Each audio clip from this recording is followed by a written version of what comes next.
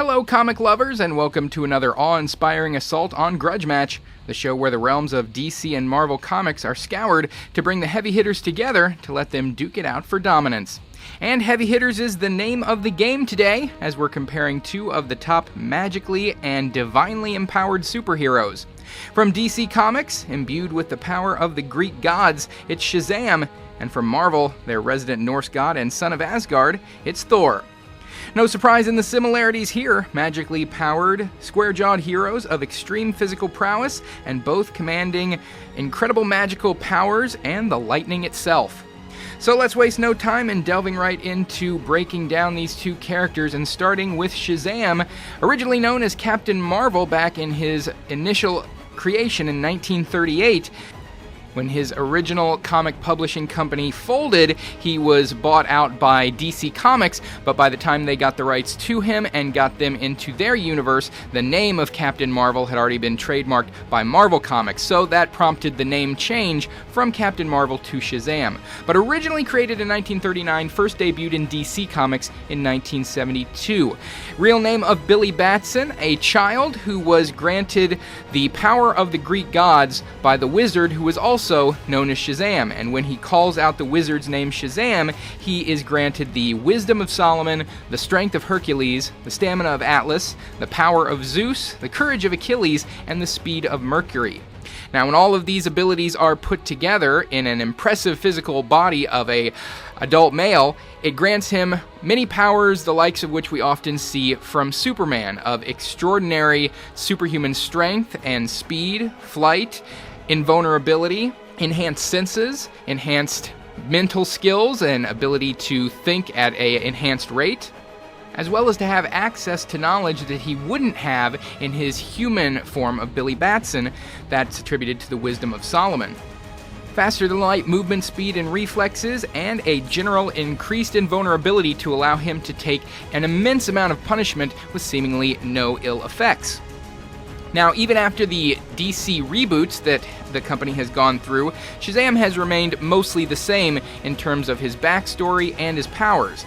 The only real change after the New 52 reboot was that prior to that, his power of Zeus, his ability to command Zeus's lightning, was a power that only allowed him to transform between his human and superpowered form, and he would sometimes dodge that lightning in order to use it offensively and direct it into an opponent.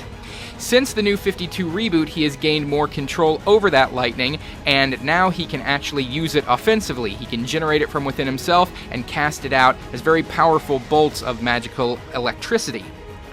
These powers have allowed Shazam to become an often ally of the Justice League in DC Comics, as well as having an occasional friendly rivalry with Superman himself, occasionally going back and forth because of how similar their powers and their level of powers happens to be. Thor of Marvel Comics, first created in 1962, is the son of Odin as well as of Gaia. The elder god Gaia is his mother, and that makes him a half Asgardian, half elder god, which that fusion has made him immensely powerful, far more so than even any of the other gods of Asgard. And despite the fact that Odin is a sky father, being of immense power, Thor has the potential to be greater even in power than his father Odin.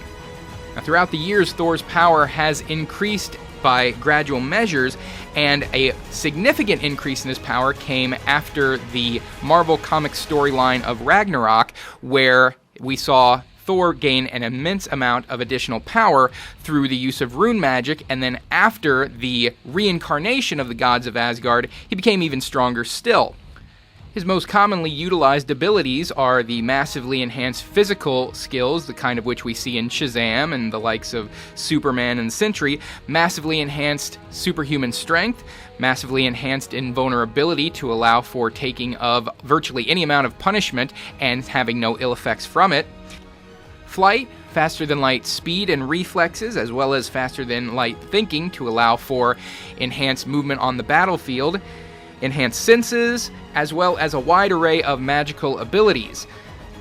These include controlling the weather and magically generated lightning, as well as energy manipulation of his godlike energy, which he channels in the form of God Blast, which can range from relatively small in size to powerful enough to shatter planets. Now, traditionally, Thor has always used a hammer Mjolnir, a very famous weapon, but in recent storylines, he has become unworthy to wield it and he lost it, and in the most recent storylines, Mjolnir has actually been destroyed. But that doesn't mean that Thor himself is without weapons. He is a warrior bred and always uses a weapon, and has more recently gone back to the weapon he wielded prior to Mjolnir, which is an axe by the name of Jarnbjorn, powerful enough to destroy a celestial. And even though for a while he no longer carried the mantle of Thor and was known as Odinson the Unworthy for a bit, he has very recently regained the title and the name of Thor and regained his position with the Avengers. So having taken a brief look at the extensive powers of these two massively powerful characters, it's time to decide what would happen if they were to cross paths and go in on one-on-one competition. The winner's going to be Thor.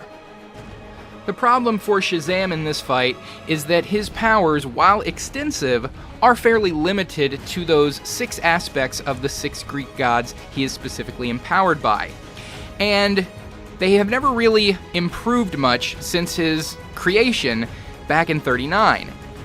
And where his wisdom, strength, stamina, power, courage, and speed are concerned, Thor can probably match all of those power for power. But then Thor has a lot of additional abilities that Shazam doesn't have. His energy manipulation, his God Blast, his earth control that he gains from his half-elder god heritage through his mother Gaia, his ability to utilize a variety of different magics that he still remembers from his time when he was the Rune King. Then you have to additionally consider Thor's weaponry.